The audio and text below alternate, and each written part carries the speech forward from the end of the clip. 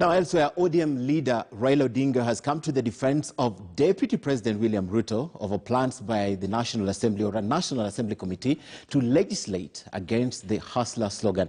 Raila, though cautioning that the hustler versus dynasty narrative was a divisive and deadly rhetoric, he asked the members of parliament to drop any attempts to criminalize the matter and respect Ruto's freedom of speech. Jeff Kirui with the details.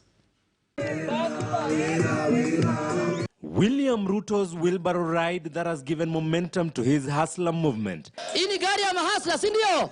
Hii sio wheelbarrow tena. A slogan that has ruffled feathers the wrong way, forcing the National Security Committee to draft a proposed legislation to tame him. The committee is fearing that the hustler narrative was provoking class wars. The committee, led by Kiambaa MP Paul Koinange, sought to criminalize the hustler versus dynasties, and anyone in contravention could be imprisoned for 5 years or pay a fine of 5 million shillings. And though wary of the dangers of the narrative, ODM leader Raila Odinga has opposed the legislation, arguing it would curtail freedom of speech and expression as envisaged in the Constitution. Odinga, in his statement, says the hustler versus dynasties is a dangerous slogan, similar to Adolf Hitler's National Socialism or Nazism, that profiled German society on the lines of race, social classes, and tribe. Lately, even President Uhuru Kenyatta has criticized his deputy over the hustler narrative. President Kenyatta citing an incident where boda riders set ablaze a vehicle following an accident.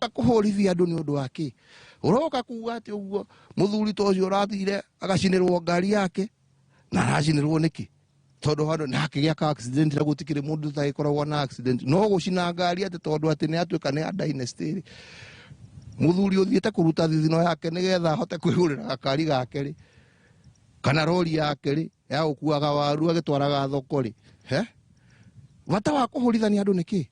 Nyinyi mnaosema mahasla ni watu wa fujo, wenye fujo ni nyinyi ama namna gani? Wenye vita ni nyinyi, na wanataka kununua watu wachache wafanye fujo ndio mahasla walaumiwe. Cannot afford to antagonize your people and create class wars and radicalize the youth. Odinga, though prevailing on MPs to let Ruto be, in his statement says that he has faith that Kenyans will see through the narrative, which he terms divisive and potentially a deadly rhetoric. However, Ruto and his allies have been on the defensive mode over sustained attacks on his 2022 campaign slogan. Hustler, haimaanishi it is us versus them.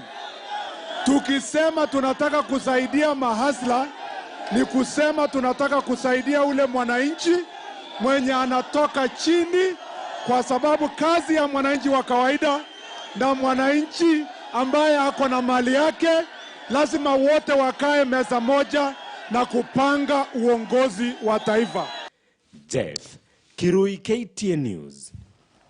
All right, very interesting indeed, especially the fact that Raila Odinga comes to the defense of William Ruto on this particular issue. Let me bring my guest. We're going to speak extensively in the next 30 minutes or so, but let me bring the first majority leader in the National Assembly, watching this and realizing that Raila Odinga is making this preposition to Parliament. What comes to your mind? Do you think it's a genuine move? Is this something for mileage?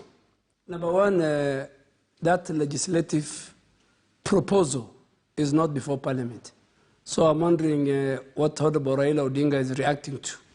And I'll advise that his men in the legislature, the likes of Honorable Bandi and James Orengo, should be briefing their boss very, very constantly. Okay. But it's just a proposal that was proposed in the Security Committee.